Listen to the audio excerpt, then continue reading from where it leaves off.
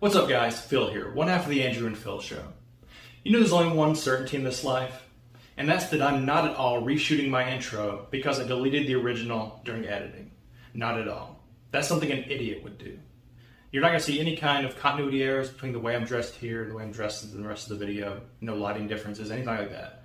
This is the original intro as intended. The words I'm speaking now are as I scripted them. Now let's get into this. What do you get when you cross red wine with Coca-Cola?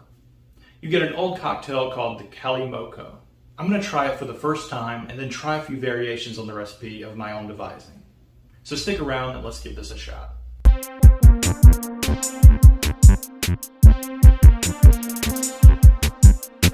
So the Calimocho, spelled sometimes like this, sometimes like this, is a cocktail that traces its origins back to the 20s in the Basque Country. The land of the Basque people is one of Europe's nations without a state. Its territory split between France and Spain. With a stubborn spirit and an industrious nature, the Basques celebrate their rich heritage while embracing the future. This is a region I didn't even know existed until I learned about this cocktail. It's north of Spain. Spain is a common language there, but the Basque have their own language, culture, and traditions, including this cocktail. The mixture of wine, red wine, and cola could be seen back in the 20s there, but it wasn't until an official cocktail. If you look this up, they'll see there's either the 50s or the 70s. The 50s when the first Coca-Cola plant was there, and the 70s there was a festival, and I'm not here to give you a history lesson on it, I'm just here to try it. So the Calimocho has a pretty simple recipe. It's just equal parts red wine, Coca-Cola, served on ice with a lemon wedge. Usually served in a highball glass, but since we're doing just experimentation here, I'm just going to use the 3 available small glasses I have. And I'm not really a wine expert either, so I had to do some Googling to figure out what dry red wines were. Turns out most red wines are dry in some way. So I just went with the Merlot. I like Merlot. I love Merlot. I'm crazy about Merlot. I live for Merlot. Behringer, whatever that is, it was relatively inexpensive. So let's get into this. We'll start with a basic Calimocho. So add our red wine. You know what, let's go ahead and do it for each one.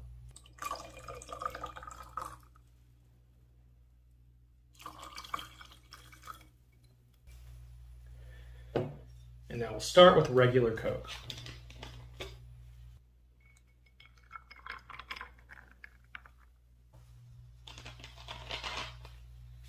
All right. Now we lemon wedge it. Wedge Antilles. All right. There we go. There's a basic Calimocho.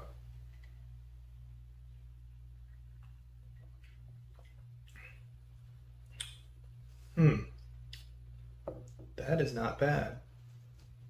It's refreshing. It's mostly you get the red wine flavor, which is kind of a surprise to me because you would think that Coca-Cola flavor, which is so strong, would cut through it.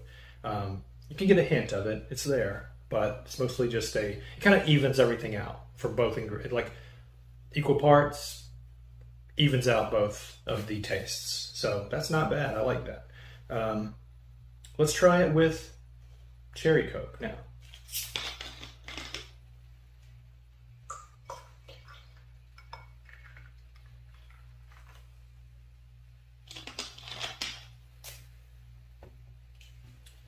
Wedge it. All right, here is our cherry Coke variation on the Calimocho.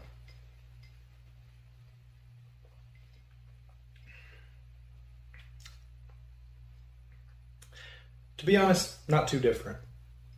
Really, it's still very red wine forward, and you don't get a whole lot of that cherry flavor. Let's go with something a little more interesting now. The Starlight flavor Coca-Cola.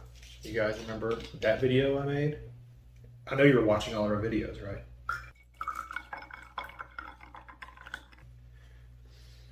That weird berry flavor. Anyway, let's wedge it. All right. Starlight flavored Calimocho. Bottoms up.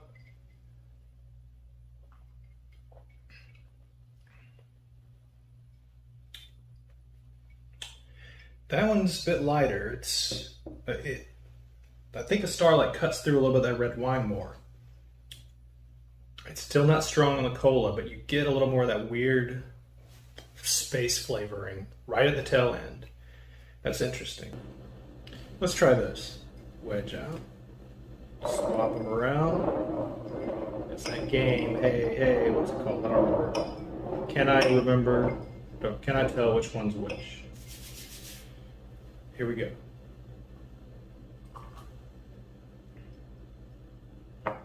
Don't know.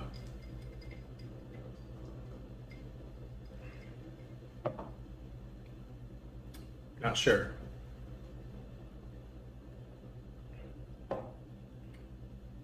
I don't know. I don't really know. So there you go. There's 3 variations on the Calimocho.